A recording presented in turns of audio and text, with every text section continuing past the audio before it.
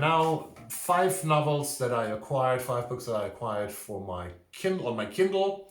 And I'm interested in, how do you buy electronic books? How much do you pay for electronic books? I'm always willing to pay the normal price, the required price for hardcovers. But do you pay the same price as you pay for a hardcover book for a Kindle book, for an electronic book? I have a policy of like buying a lot of electronic books recently, but I don't want to spend more than between $2, $3, and $4 for the most books, because I don't have them in my hands. I can't hold them, I can't touch them, and it's not really the same feeling to have them somewhere on an electronic device.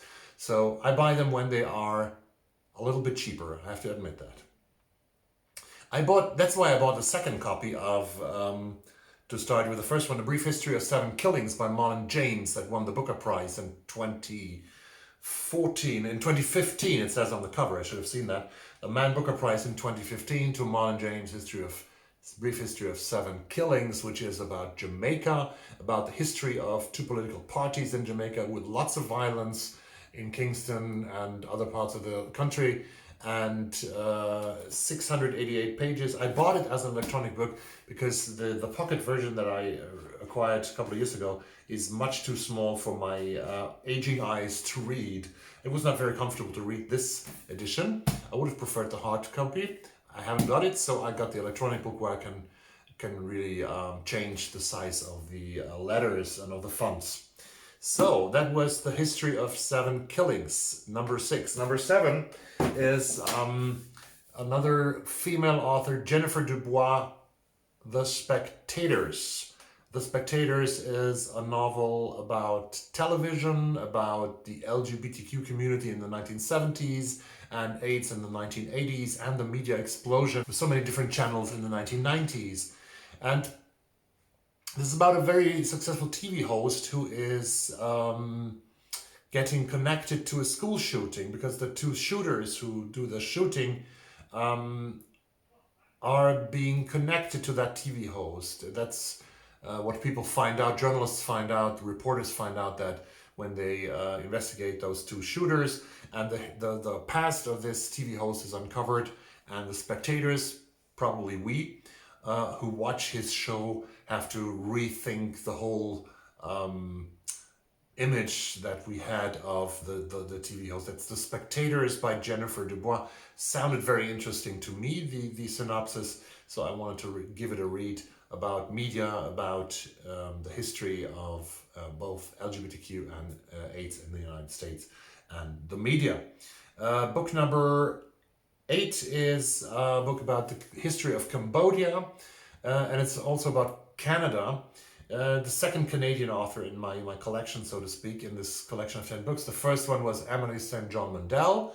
The second one is Kim Echlin and her novel The Disappeared. And this is a love story between a female student in Montreal, Canada, who falls in love with a Cambodian man.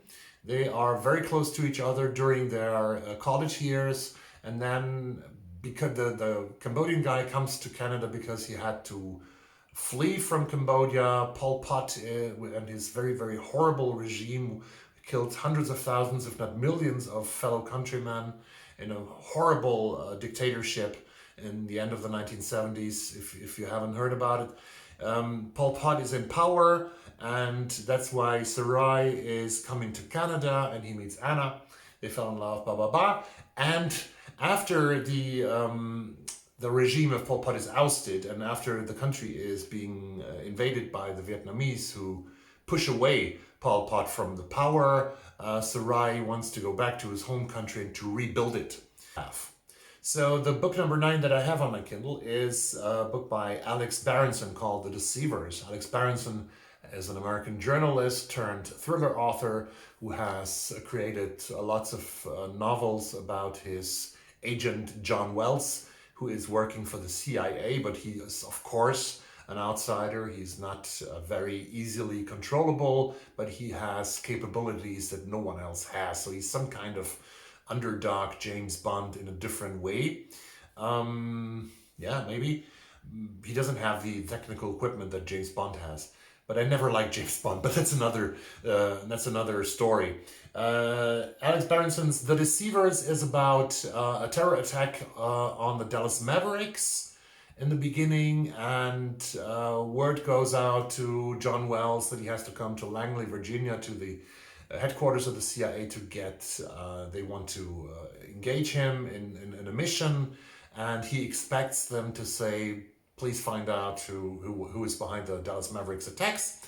But they don't do that. They are sending him to Colombia, to South America, to unravel a plot that is not only manipulating the elections in the United States by Russia, but also a Russian attempt that is directed to take over the American government completely. So to have a president that works almost for the Russians. And that's why they sent John Wells to Colombia, where all the story is starting. It's always the stories that Berenson writes and that other thriller authors write in this kind of genre are moving from one continent to the other. That's also one of their interesting things from time to time. But number 10 and the final novel is the second book that I'm going to read from a beautiful mind of a Mexican-born author, Valeria Luiselli, born in 1983.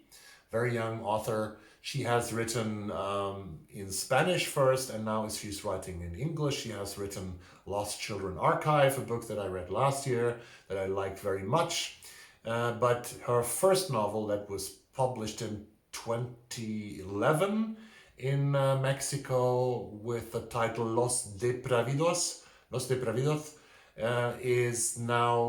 published in 2014 in English as Faces in the Crowd. And this is a story with three stories that are connected with each other. It's a story about how I don't get this wrong. It's a story about a Mexican woman who has lived as a translator in New York, in Harlem, and she's writing about her time in New York.